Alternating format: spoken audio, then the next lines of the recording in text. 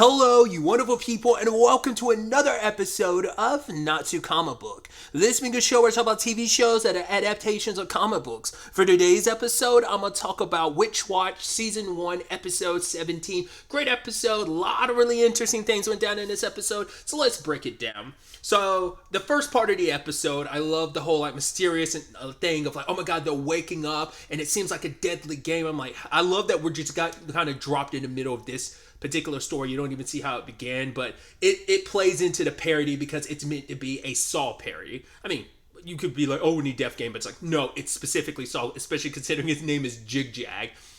But I immediately saw that this was BS because the moment I'm like, Kago hasn't said a single word, and they're going out of their way to not show any details on his face. Literally everyone else, Morihito, Khan, and Mihoru are all talking except for him. And then I noticed Jig Jag has blue hair. I was like, oh, that's obviously that's obviously Kago. So I was like, who's the fake Kago? Because initially I was like, that can't be like Nemu in disguise or something. I mean, she could turn into a cat, sure, but I was like, I didn't know if like Nico used her magic to turn her or what. Find out it's a doppelganger.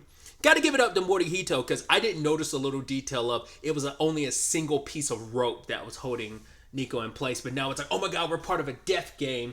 And the game's called Ouroboros, and I love that it's like these very lengthy, in-depth rules about. Because I mean, it's also like supposed to be a joke about like, well, you know, the death games in general, specifically so, but it's also meant to be like the anime trope or manga trope of like, yeah, there's this specific particular game you have to play, and there's very extensive rules. You know, it's a trope that comes up in stories like that. So, and I love that as they're going through the details of it, like there's all the different dice rolls, like the different types of dice rolls, where it's like it can determine how many like points are on the dice and how many ways you move. You can also move backwards and get turned around. You can have your turn skipped. You can end up kind of basically taking the bridge across the map and stuff like that. And they're like, and then eventually like it's just kind of like, man, this is a very lengthy, boring conversation. So it's time to begin the game, and it's literally only like because they all roll at once, I believe. So the game is over immediately after 2 turns because they go all at once. And then, like, you know, the whole point is like, oh, like, you get nommed if, like, another serpent comes up to you because Khan ends up stopping on, like, he ends up landing on a skip turn. So his second turn is skip, and Morihito ends up nomming him after, like, walking 5 spaces, even though he rolled a 6. And it's like, did I look? It's like, yes. And then the hard cut to, this game sucks. It's over after 2 rounds. And they're like berating him. It's mainly Khan and Mihoru, and even Morihito's like, oh, come on, guys. Don't lean into him too much. But it's like, this is so stupid. Like, the rules, and it was so boring. Ouroboros, more like Aura boring. And I'm like, oh, this. It's like, the guy put some effort into this. But it's like, yeah, there's too many rules. And so what does the whole shtick become? Hey, you know what we're going to do? We're going to take this stupid game of yours, and we're going to make it better. We're going to make it so there's only one dice. There's only, you have a regular dice. You can own, everyone takes a single turn at one at a time rather than going all at once. Also changing it so that you have to get the exact number that the person is. So for example, in Morihito and Khan's case, because he rolled a 6, now if he rolled a 6, he would go past Khan. And the whole thing too, they almost treat it like checkers, where it's like, you know, the whole king me situation. So it's like once you've nommed someone, you end up creating like a 2-headed snake or a 3-headed snake, and you become 2 or 3 times faster. Well, you can move 2 or 3 times more spaces respectively. You can also, once you get to the corners, if you make the choice, kind of like the bridge, it's like, oh, you get to go across. It's really intuitive and really interesting, and would have been a lot of fun to play it. And you're like, oh wow, this is actually great. I even love that, had that pause afterwards. Wait, why were we doing this in the first place? It's like, all right, Nico was kidnapped, and then she just casually comes out the room. Hey guys, yeah, I want to play too. And then Morihito's like, yeah, like, you're a magic user, you are bound by 1 rope. Only one person has not been talking. And this whole thing ended up being like, I was wondering if this was Nico's decision. It's like she decided to help out Kago because he wanted to make a viral video about basically making someone play a death game. But I love Khan calling him out, being, or it was him or Mihiru. I think it was Mihiru being like, that was never gonna work because why would something stupid like this go viral? And obviously Khan throws it back in Keigo's face about like the game he made quite a few episodes back. But he always does like weird stuff for his YouTube channel, like, you know, about kind of like movie discussion slash reviews and making games like this. So, but I love the title ended up being like, what was it? I made them play deaf games, but they fixed it, and the video actually ended up going super viral. So I was like, oh, that's actually really dope. I could feel good for Keigo that like, well, you know. But you know, content, right? It all worked out, so that was a lot of fun. So I thought that was interesting. I wonder if any elements of this will ever come back. Probably not, but you know. Speaking of that, I'm curious. Like, even though Khan and Nico abandoned it, I wonder if their YouTube channel is still there. I wonder, did they do anything with it from time to time? Probably not, because like probably once they were done with it that episode, they probably abandoned it completely. But it's kind of nice to refresh our memory. But like, oh yeah, Keigo has his YouTube channel and he's doing stuff on it still from time to time, making content. So once again, just kind of a nice reminder. Even the simplest things that might be a one-off gag could come back and be a reused gag in a new light, you know? So you never know.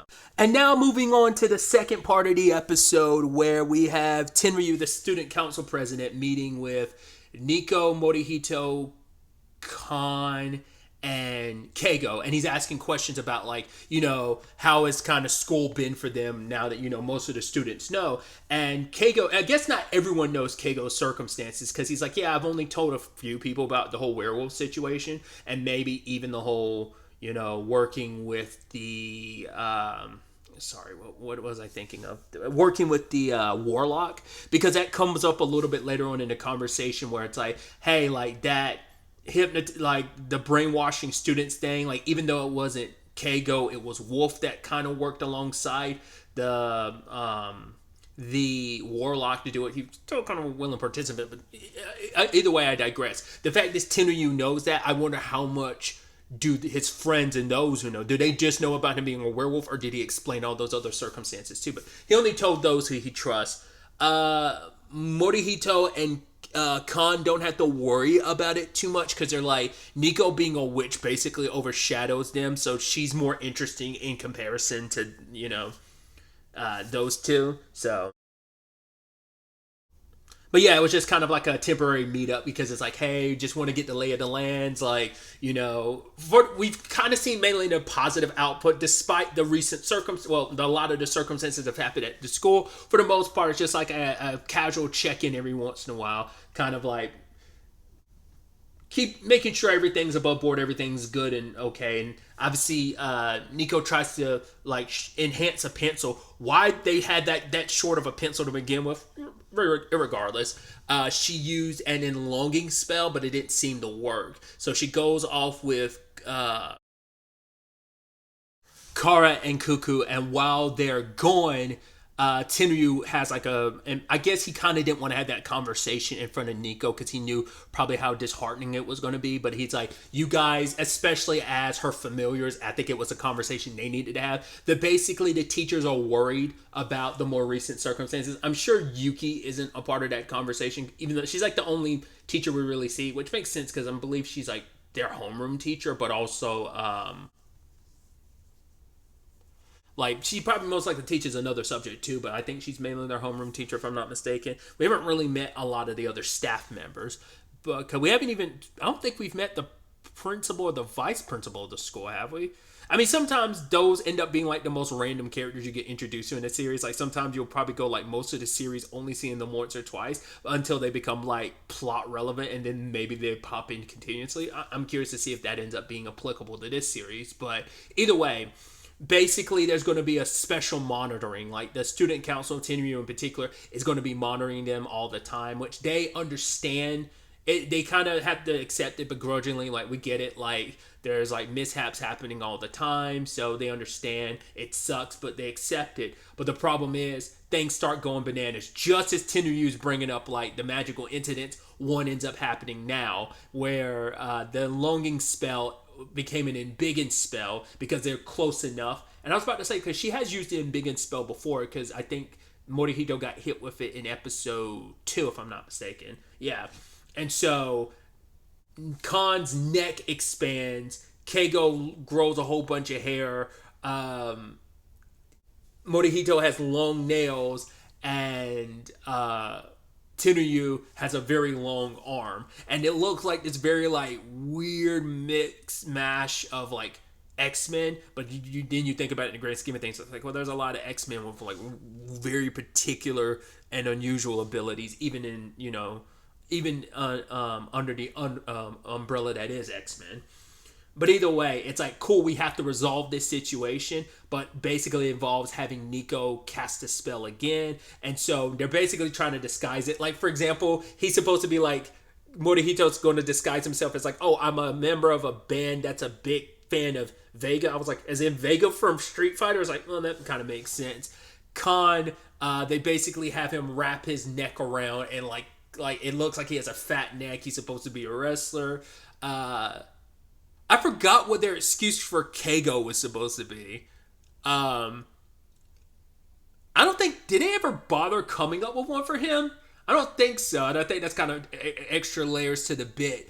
But at least when it comes to Teruyu, they basically wrap his arm around because he refuses to let go of his hat. Because he's like, oh, it's part of my, like, you know, my little trait that I keep being me. Wrap it around, and to put his hat on, he still has to tilt his neck. And it's like, you tilting your neck is going to make it even more obvious. But they put like a sash on him that says, I am the student council president. They're like, oh my God, look at that. You look just like the student council president. He's like, because I am the student council president. He's like, how messed up is it to wear a sash that basically promotes that I'm the student council president, even though I am the student council president?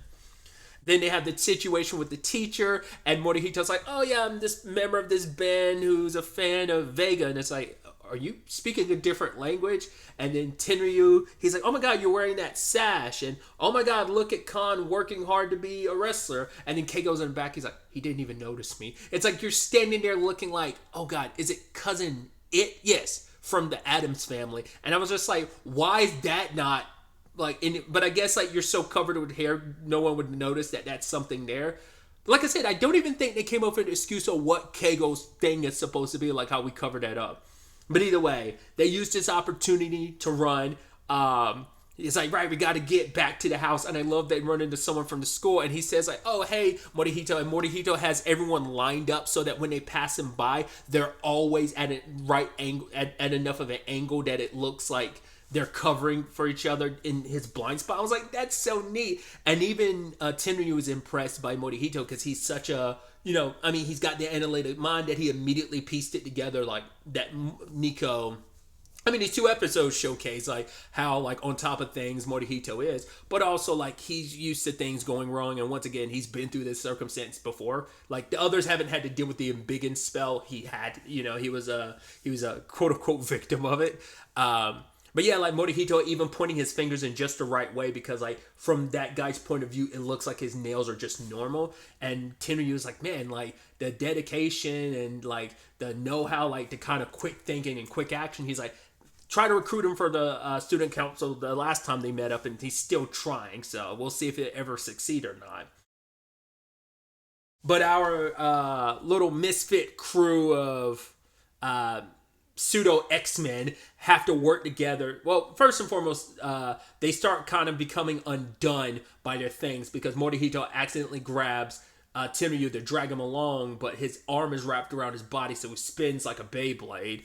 Then Khan, his head starts bouncing like a spring, and then he gets dizzy because it's like, oh, like the quick change in elevation like makes him dizzy. I even love that it's like, wait, like even with this magical stuff happening, I'm suffering from what is essentially like a normal health thing, you know, getting up too quickly, change in elevation, making you dizzy. But then they hear a guy screaming, and right, we were covering things up until now, but it's like, no, someone needs help, so we're going to rush over. Khan notices it's a guy dangling from a rope about to fall off a roof. Morihito and Keigo run over, cut the wire, and then grabs him. I was like, oh, you know, Keigo, more hair cushion, but even he's like, well, just because I have more hair doesn't mean I'm more cushiony. And I love the guy's like, oh, thank you guys. He's like, what's up with you guys? He's like, oh, I'm an ogre, I'm a werewolf, I'm a Tengu. And it's like, oh, okay. And the guy was so accepting of it. And even Tenryu, like taking off his hat, extending out his arm very Luffy slash Mr. Fantastic like, and catches the hammer. And it's like, oh my god, you're this, you're that. Oh, and you're student council president. And then all of them, including the guy, bust out laughing like, ha ha ha ha ha. I'm like, you're so, just, that's the end of this? I guess the juxtaposition is, not juxtaposition, I guess like maybe the takeaway is him being like, oh, you good kids, haha, that's so fun, you guys helped me, I didn't expect you guys to be what you are. Or it's meant to be like, oh, he takes it as a joke. But Tenryu's takeaway from it was, oh, they're not afraid of being rejected by people, they embrace who they are, they're not going to feel shame in being what they are. But they make it to the house, and that ends up being kind of this conversation where it's like, you know, despite everything, you know, they're like, yeah, people like accept us for who we are. We kind of don't have to be, we didn't scare anybody. Like, people accept us. And then we immediately hard cut to Nico doing that blood curdling scream. And you're like, why are you screaming? You did this to us. She's like, oh, hey, sorry about that. Let me fix this. So just when they're trying to fix it, she, you know, Kara, Cuckoo, and Mihoru are there, and she tries to undo the spell, but they get affected. Mihoru grows a long nose, Cuckoo's eyelashes grow, and Kara's like 2-buck teeth grow as well, and also Khan's the only one that got hit twice, and he has like a massive chin now along with his neck. So love that we walked away from this situation with things not getting resolved. In fact, things got worse, especially for Khan. But yeah, just kind of a fun situation all around. But it, you know, the end result was, the takeaway is that Tenryu is like, right, we're gonna have our regular check-ins, but he's like, we're not going. He's like, I'm gonna like deny the teachers asking me to like do special check-ins. He's like, and surveillance. He's like, that's not necessary, because it's like, you guys prove time and time again that we don't have to be worried about it. And he trusts them after this situation and how they handle it, and they're not letting like anyone's preconceived notions about them upon knowing what they are. They're not going to let that change anything, because so many people have accepted them that they don't have to feel like they're being othered. They have been wholeheartedly accepted by the people who do know. So yeah, just thought that was kind of a beautiful resolution to, like, you know, just another rambunctious, chaotic, magic-induced situation. So, but yeah, that's really all I wanted to talk about. So the next time we meet, be happy, be safe, live life to the fullest, and enjoy it. Good day and goodbye.